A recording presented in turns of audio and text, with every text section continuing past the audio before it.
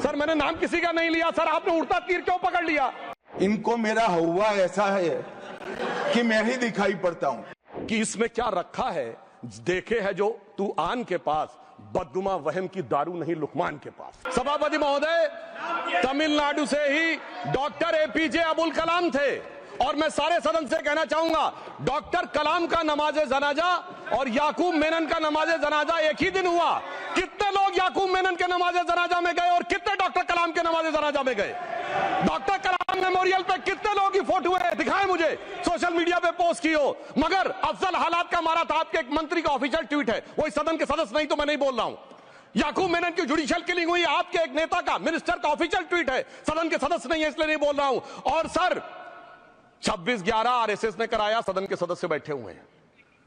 हाफिज साहब और सुनिए, जाकिर नायक शांति का मसीहा सदन में सदस्य बैठे हुए हैं। सर किसने जोड़ा? मैं नहीं कह रहा हूं जोड़ा, हमने किससे जोड़ा मैं बताना चाहता हूं।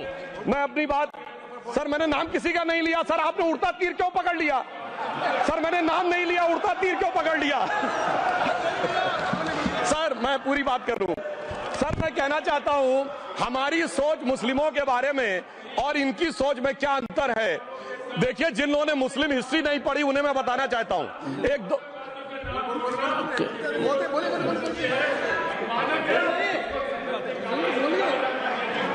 सभापति महोदय, मैं थोड़ा उन लोगों को इस्लामिक हिस्ट्री के बारे में बताना चाहता हूं। Honourable Digvijaya Singh, please, no I give a chance, I give. Honourable Digvijaya Singh जी।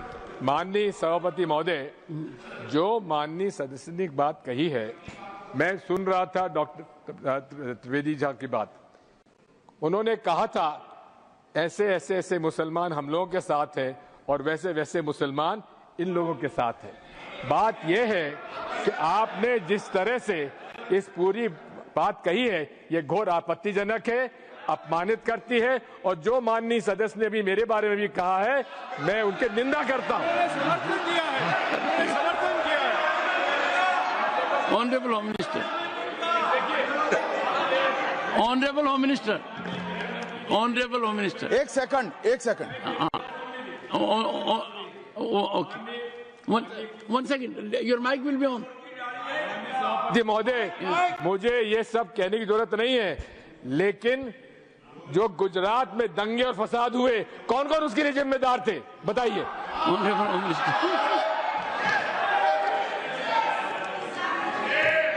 मान्यवर, मैं ध्यान से बारीकी से पूरे संवाद को सुन रहा हूं। माननीय सदस्य सुधांशु जी ने दिग्विजय सिंह का नाम नहीं दिया। अब वो खड़े होकर कहे मेरे बारे में कहा, इससे साबित हो गए। और अभी भी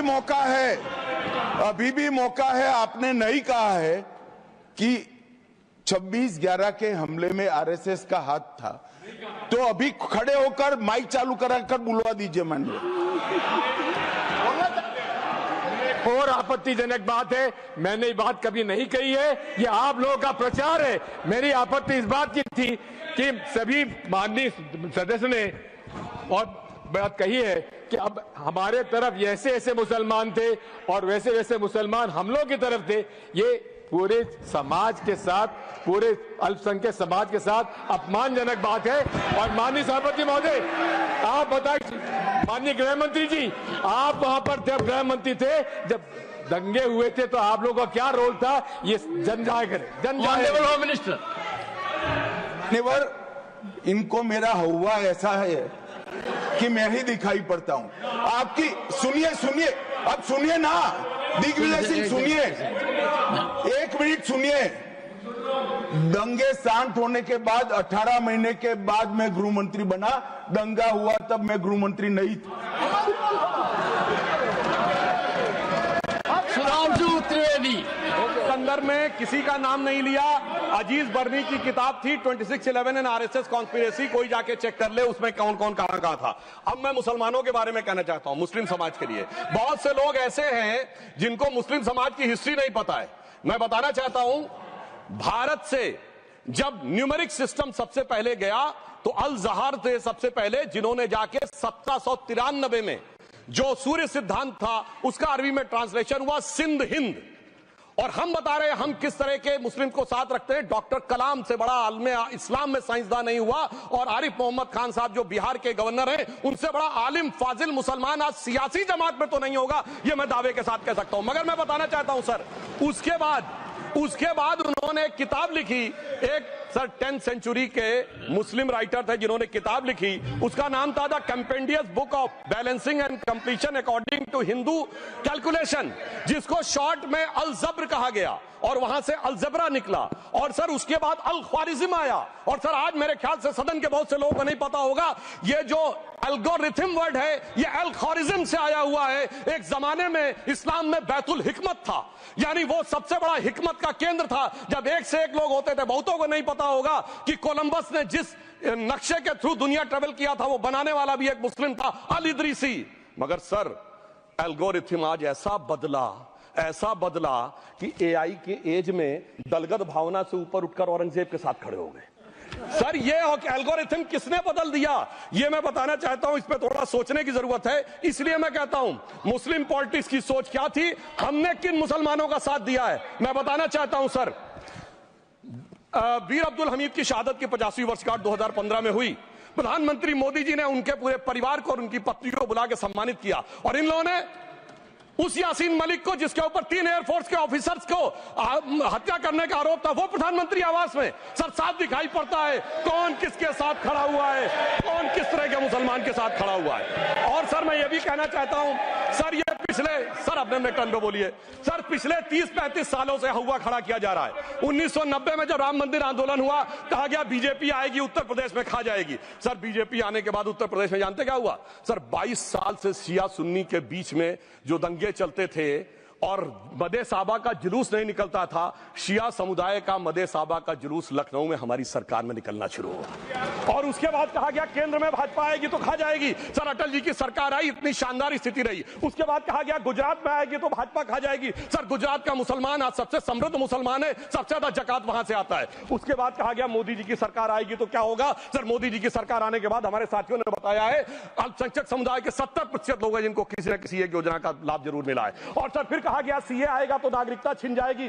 सर उसके बाद भी आपने सब देखा, और सर हम बचपन में सुनते थे कि राम मंदिर बनने लगेगा तो मिडिल ईस्ट के देश पेट्रोल देना बंद कर देंगे। सर राम मंदिर भी बन रहा है, और भारत मिडिल ईस्ट कॉरिडोर भी बन रहा है, और अबू धाबी में भी मंदिर बन रहा है, और 4 मुस्लिम देशों ने सर्वोच्च नागरिक सम्मान मोदी जी को दिया हुआ है। इसलिए मैं कहना चाहता हूं सर, मर्ज हो तो उसका इलाज किया जा सकता है। जैसे हमारे यहां वैद धन्वंतर माने गए हैं, इस्लामी अकीदे में वैद हकीम लुकमान माने गए, तो कहा गया है उनके लिए कि इसमें क्या रखा है, देखे है जो तू आन के पास, बदगुमा वहम की दारू नहीं लुकमान के पास। यानी मर्ज का इलाज है, पर वहम का इलाज तो हकीम लुकमान भी नहीं कर सकते जो आपने पाल कर रखा है।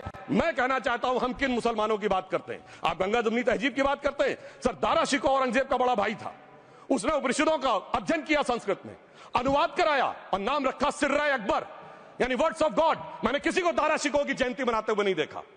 मैं पूछना चाहता हूं बेगम बीबी ताज, उनके घर पे जाते किसी ने सुना।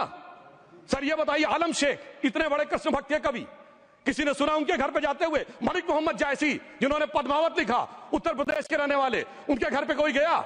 ये बताइए ब्रिगेडियर मोहम्मद उस्मान के घर पे कौन गया? आजमगढ़ में, गाजीपुर के रहने वाले थे, आज तक जाने वालों में नहीं दिखे। और मैं सर बताना चाहता हूं एक और बात, सर एक सैयद इब्राहिम रसखान हुए हैं, बहुत बड़े कृष्ण भक्त के कवि। सर जिन्होंने क्या लिखा, उन्होंने कहा मेरा अगला जन्म हो तो भी मैं कृष्ण भक्ति बनना चाहूंगा, मनुष्य बनूं तो ग्वाल बाले के रूप में, और पशु बनूं तो गाय के रूप में। उन्होंने कहा मानुष हो तो वही रसखान, बसों ब्रज गोकुल गांव के ग्वारन, जो पशु हो तो कहा बस मेरो चरो नित नंद की धेनु मजारन। सर उन्होंने कहा गायों के बीच में नंद बाबा की गायों में जन्म लेना चाहूंगा। मगर सर आज एक ऐसे नेता आए हैं इस देश में जिनको गायों से बदबू आने लगी है, तो उनके लिए मुझे मेरे मन में भाव आता है सर कि श्री रामचंद्र कह गए सिया से, ऐसा कलयुग आएगा गोपालक श्री यदुवर कुल में एक ऐसा नेता आएगा जिसे बकरे कटने में खुशबू मिलेगी, गौ माता में बदबू पाएगा। रामचंद्र कह गए सिया से कैसा कलयुग आएगा। अब सर मैं एक और बात भी कहना चाहता हूं, हम किनको मानते हैं? सर नजीर अकबराबादी को सुनिए, कृष्ण भक्त के लिए क्या कहा। सर मैं एक बोलना चाहता हूं, बुल्ले शाह ने क्या कहा। बुल्ले शाह ने कहा, अभी होली गुजरी है, उसने कहा था आज होली खेलूंगी मैं कर बिस्मिल्लाह, उन्होंने आगे कहा, अलस्तु बिरबिकुम, प्रीतम बोले, सब सखियों ने घूंघट खोले, नाम नबी की रतन चढ़ी, सुनिएगा, नाम नबी की रतन चढ़ी और बूंद पड़ी अल्लाह अल्लाह, आज होली खेलूंगी मैं, कर बिस्मिल्लाह। तो मैं भी कहता हूं अब बिस्मिल्लाह करिए और उसके बाद हमारे इस सहयोग करिए, इस सकारात्मक उसका, वरना अल्हम्दुलिल्लाह जो हम मुसलमानों के लिए और देश के लिए करना चाहते हैं उसमें हमें सफलता जरूर मिलेगी। अंत में मैं सिर्फ ये कहना चाहता हूं सर, तमाम प्रकार की बातें यहां पर हुई, सकारात्मक और नकारात्मक, मगर अफसोस की बात यह है कि 1913 के वक्फ वाल औलाद से लेके 2013 के वक्फ वाल औलाद तक इनकी फितरत नहीं बढ़ती, क्योंकि सर ये तो पार्टियां ही अल औलाद हैं, तो इनको तो उससे बहुत ज्यादा वो होगी। पर मैं सिर्फ अंत में कहना चाहता हूं सर, अपनी सोच बदलिए। आप जिस कश्ती पे सवार होकर इस दरिया को पार करने की कोशिश कर रहे हैं, पिछले 75 साल में नहीं कर पा रहे हैं, 10-12 साल में बहुत हिचकोले खा रहे हैं, तो कश्ती और रास्ता बदलिए। तो इनके लिए अंत में एक पंक्ति कहते हुए बात समाप्त करना चाहूंगा, इन्होंने कश्ती भी नहीं बदली, दरिया भी नहीं बदला, पर इन डूबने वालों का जज्बा भी नहीं बदला, पर है शौक सफर ऐसा, एक उम्र हुई हमने, मंजिल भी नहीं पाई, रास्ता भी नहीं बदला। अब अगर नई मंजिल पानी है, नई मंजिल की नई सुबह देखनी है, तो मैं कहना चाहता हूं आइए सबको साथ लेकर चलिए। और एक ऐसा वक्त आया है जब मैं जो हमारे किरण रिजिजू जी ने कहा था कि मैंने एक शम्मा जलाई हवाओं के खिलाफ, तो मैं प्रधानमंत्री मोदी जी की तरफ से कहता हूं कि हमें इल्जाम मत दीजिए, बहुत अफसोस होता है, हमें इल्जाम मत दीजिए, बहुत अफसोस होता है, बड़ी तरकीब से कश्ती यहां तक लेके आए हैं और बदल देते हैं हम दरिया की लहरें अपनी हिम्मत से, आंधियों में भी अक्सर चिराग हमने जलाए हैं।